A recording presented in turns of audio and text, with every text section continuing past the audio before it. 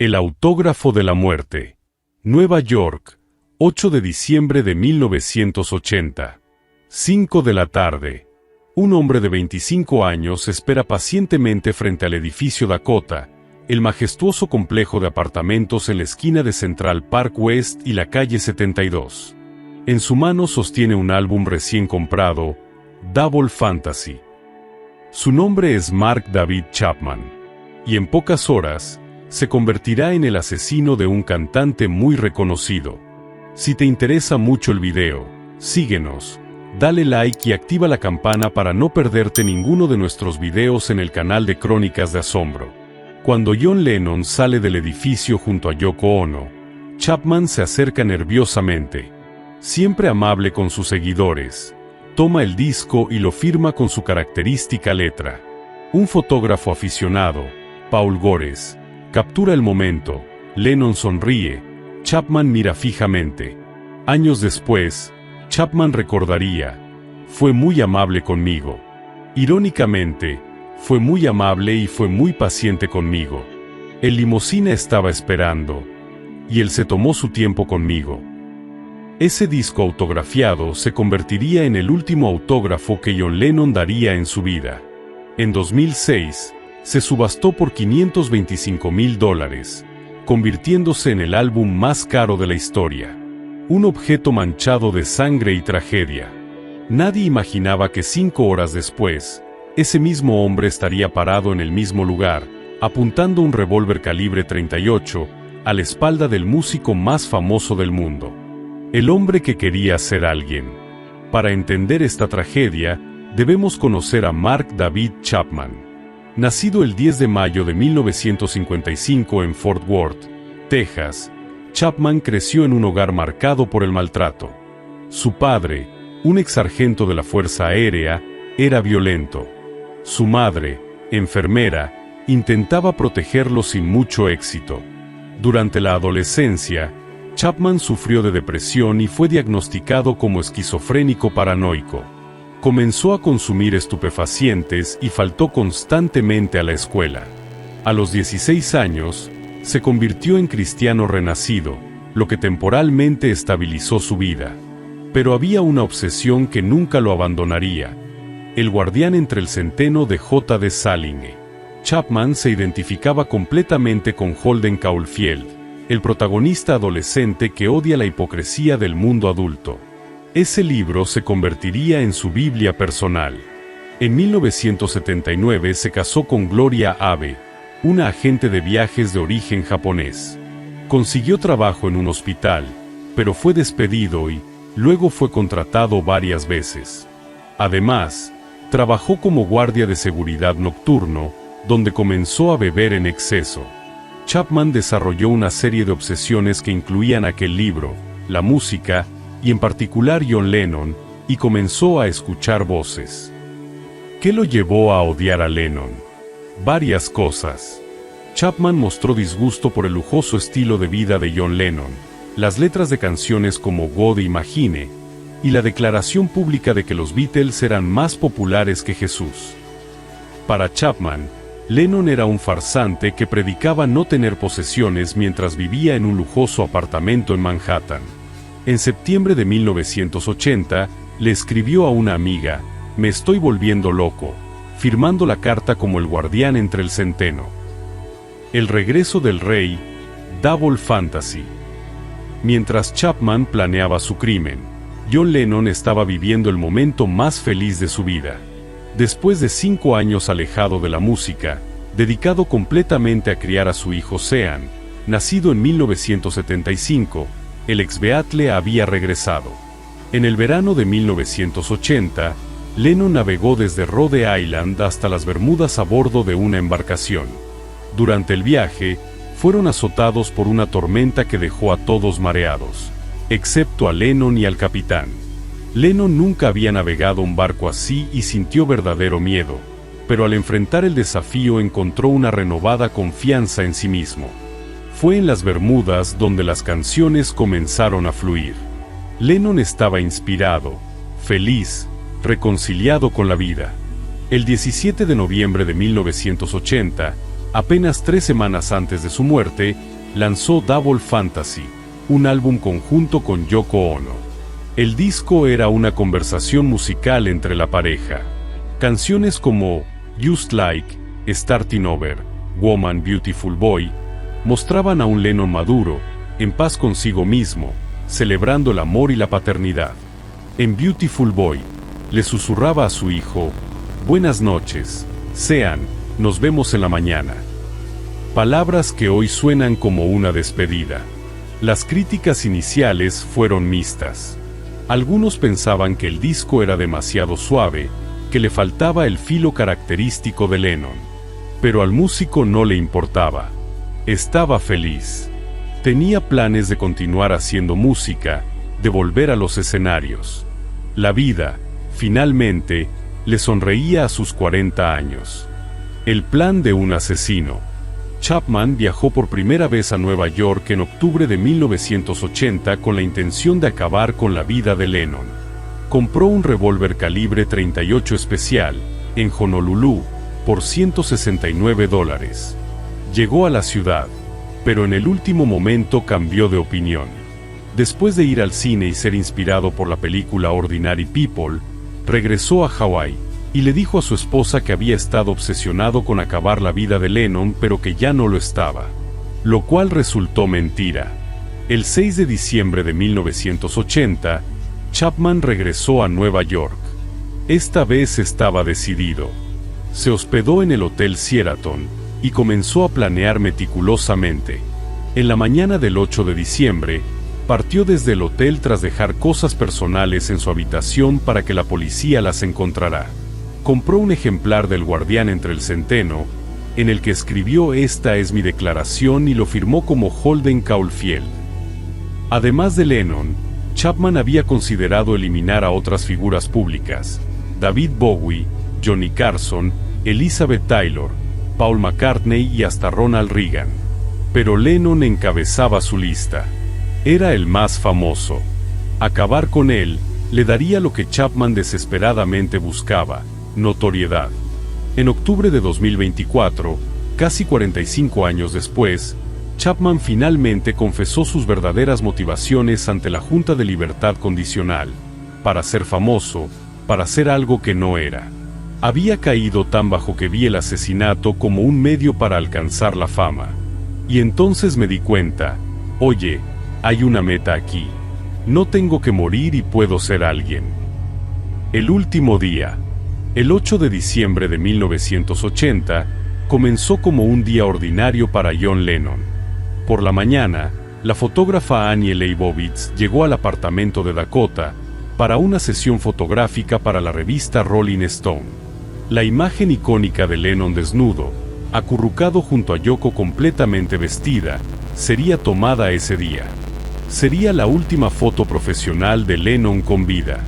Chapman llegó a Dakota alrededor de las 10 de la mañana. Pasó todo el día frente al edificio, mezclados con otros fanáticos. En un momento, conoció al hijo de 5 años de Lennon, Sean, con su niñera, y le dio la mano al niño. A las 5 de la tarde, cuando Lennon y Yoko salieron del edificio para ir al estudio de grabación Record Plant, Chapman se acercó con su copia de Double Fantasy. Lennon se la firmó amablemente. Lennon y Yoko se fueron. Chapman se quedó esperando. Horas y horas, con el disco autografiado en una mano y el revólver escondido en su abrigo. Un día antes, Chapman había abordado al cantautor James Taylor. Según Taylor, el hombre estaba cubierto de sudor maníaco y decía cosas extrañas sobre lo que iba a hacer y sobre cómo John iba a estar interesado. Las señales estaban ahí, pero nadie las vio. 10:50 de la noche, los últimos minutos. John Lennon y Yoko Ono regresaron a Dakota alrededor de las 10:50 de la noche. Habían estado en el estudio trabajando en la canción de Yoko, Walking on Thin Ice. Lennon estaba emocionado con el resultado. Quería darle las buenas noches a Sean antes de salir a cenar. La limusina se detuvo en la calle 72 en lugar de entrar directamente al patio interior del edificio, que era más seguro. Yoko bajó primero y caminó hacia la entrada arqueada. John la seguía unos pasos atrás. El portero del edificio, José Sangenis, y un conductor de taxi fueron testigos de lo que pasó después. Chapman salió de las sombras del arco. Desde unos pocos metros de distancia, disparó 5 balas de punta hueca con su revólver. 4 impactaron a Lennon, 2 en el lado izquierdo de su espalda y 2 más penetraron su hombro izquierdo. Una bala falló, pasando por encima de su cabeza e impactando en una ventana del Dakota.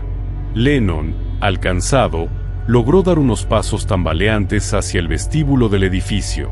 Alcanzó a decir: «Me dispararon antes de desplomarse». Sus famosas gafas redondas volaron por el aire. Chapman no huyó. Calmadamente, sacó su copia del Guardián entre el centeno y comenzó a leerla, esperando a la policía.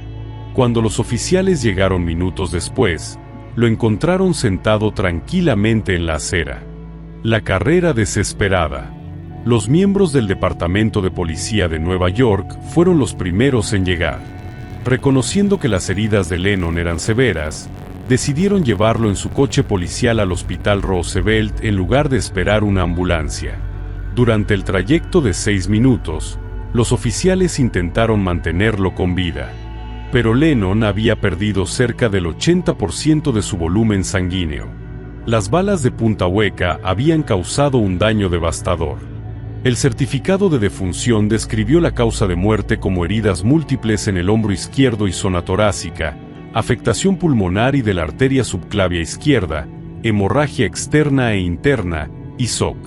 A las 11:07 de la noche, apenas 17 minutos después de los disparos, John Lennon fue declarado muerto. Tenía 40 años. Los médicos señalaron que nadie podría haber vivido más de unos minutos con tales lesiones. Yoko Ono, en estado de shock absoluto, fue llevada a una habitación privada. Su grito desgarrador resonó por los pasillos del hospital. El mundo se detiene. La noticia del asesinato de John Lennon se extendió por el mundo como un rayo. El locutor de la ABC, Howard Cosell, interrumpió la transmisión del Monday Night Football para dar la noticia. Millones de personas se enteraron en ese momento. Afuera del Hospital Roosevelt, y frente al Dakota, multitudes comenzaron a congregarse. Miles de personas lloraban, cantaban canciones de los Beatles y de Lennon, encendían velas. El dolor era palpable, universal. Lennon fue incinerado el 10 de diciembre en el cementerio Ferncliff de Artsdale, Nueva York. Las cenizas fueron entregadas a Ono, quien decidió no organizar un funeral. En su lugar, Yoko pidió al mundo que guardara 10 minutos de silencio el 14 de diciembre. Millones de personas alrededor del mundo respondieron a la solicitud. 30.000 se reunieron en Liverpool, y el grupo más grande, alrededor de 225.000, se reunieron en Central Park de Nueva York, cerca del lugar de los disparos. Trágicamente, al menos 2 fanáticos se quitaron la vida tras el asesinato de Lennon, provocando que Yoko hiciera un llamamiento público pidiendo a los dolientes no ceder a la desesperación. El asesino y la justicia. Chapman fue arrestado sin ningún incidente.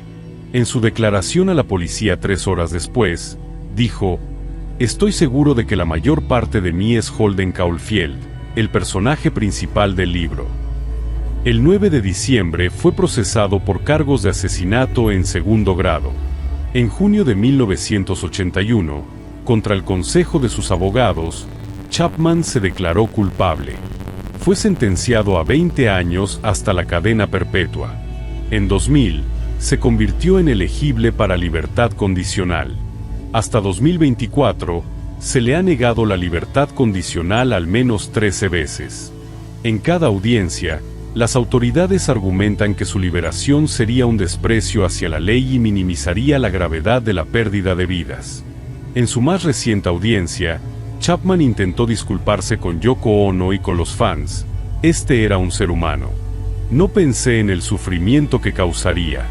No pensé en eso durante el crimen, no me importó. Sin embargo, La junta evaluadora ha considerado que no muestra un arrepentimiento genuino ni empatía hacia sus víctimas. Chapman actualmente está recluido en el Centro Correccional de Green Haven en Nueva York. Lleva 46 años casado con Gloria, lee la Biblia y juega voleibol.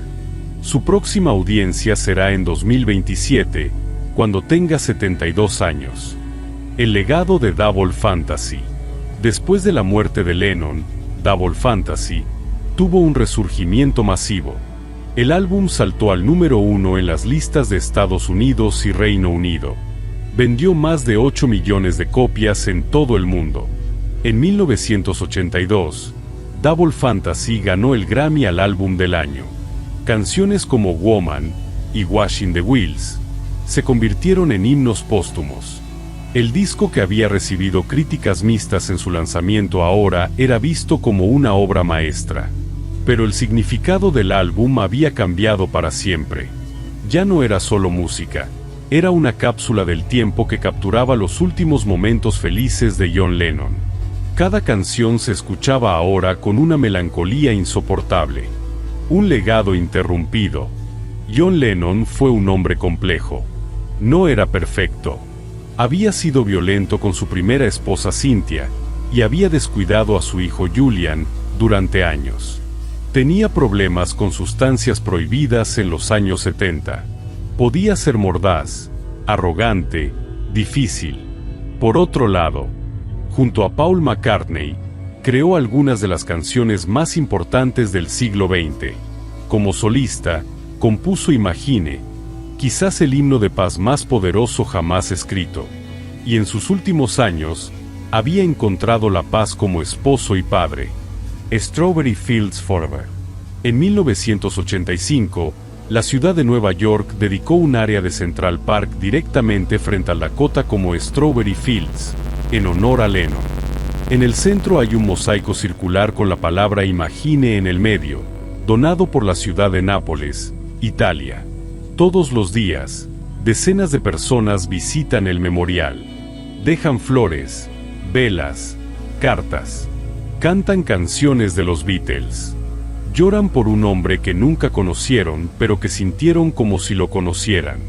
El 9 de octubre de 2007, Yoko Ono dedicó la Imagine Peace Tower, en Islandia, un memorial que proyecta un haz de luz vertical al cielo cada año entre el 9 de octubre, cumpleaños de Lennon, y el 8 de diciembre, aniversario de su muerte.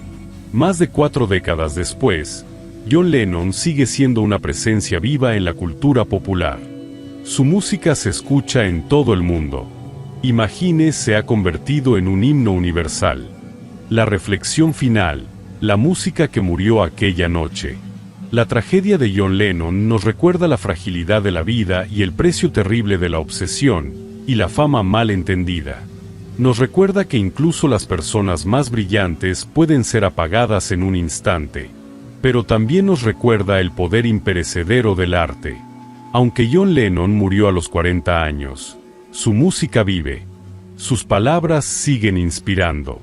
Como él mismo cantó, puedes decir que soy un soñador, pero no soy el único. Espero que algún día te unes a nosotros, y el mundo vivirá como uno solo. Déjanos en los comentarios qué opinas acerca de esta historia. No te olvides de seguirnos, dejar tu like y activar la campana. Nos vemos en el próximo video de Crónicas de Asombro.